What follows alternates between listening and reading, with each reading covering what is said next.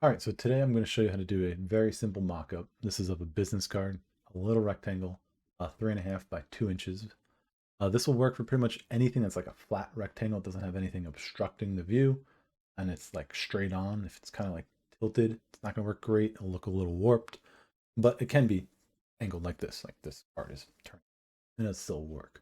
All right, there's way more complicated ways to do this if you want to wrap around an object or if it is angled. I'm not showing you how to do that today. I'm showing you how to do just a flat. All right.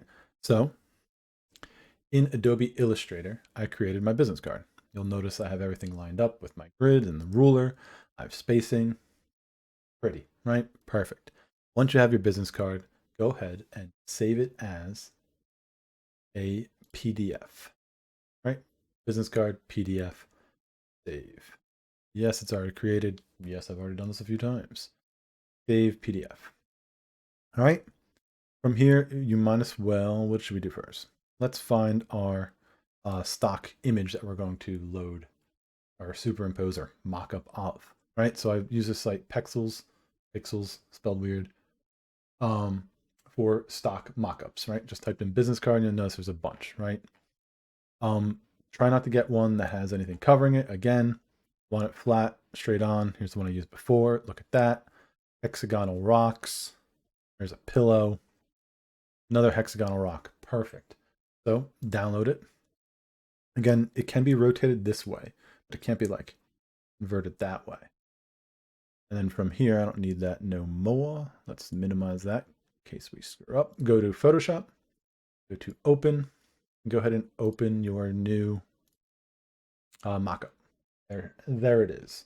Alt zoom in. Look at that pretty rectangle for a business card.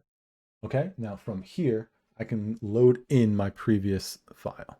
So let's do file, open as well. Business card, date modified. There's the newest one. Open that. So remember I made it 3.5 by 2. I'm in inches here, and you'll notice it's not 3.5 anymore. Why is that? Over here, I have a bunch of white space. It automatically scaled it down. If yours has white space all around, yours is going to be much smaller. Then you should go into and readjust the file size here just to make your life easier. So I'm going to go back to 3.5. All right, click OK. And there's that extra space right there that wasn't present in that file before unless I changed it. Okay, leave that as is. We're ready to mess around with this. I'm going to go over here. I'm going to add a new layer, and I'm going to call it placeholder. Holder, right? And then from here, I can now do what I need to do to add the business card. So I'm in the layer placeholder, go over here to rectangle selection and go ahead and drag this out. Now this example I chose is just a flat rectangle that's not rotated. If yours is rotated, you're going to right click and go to free or transform selection, and then you'll be able to rotate things around. That's how I did, this one.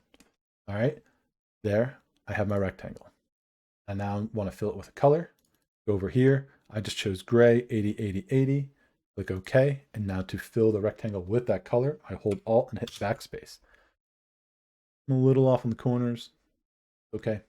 Right. You can move it around. Again, this is not the most advanced way to do this. All right. And now if I hit Control D, I no longer have the whole thing selected. But placeholder, filter, convert for smart filter, click OK. This little thing shows up. Double click on it, and there's my gray for the business card that I'm going to load on. That's that same rectangle. See that rectangle? That's this rectangle. That rectangle. So I'm going to go into my selection here. I'm just going to click and drag it. Click and drag it up into my rectangle. Let go. And now I'm actually going to spread this and manipulate it so that it's the full shape. Now remember, I want that extra space on the side. I hold shift when I do this here. Drag this up, too far. To like right there, and there's that extra white space on the side. I'm going to turn off my gray background. And now here we go. We're pretty much done. I'm going to hit the check mark. I'm going to hit Control S to save. Ready? Now watch this. Done. We did it. We made a mock-up. It was that simple. All right, this will work with any flat rectangle, making a smart object filter. All right, good luck, have fun.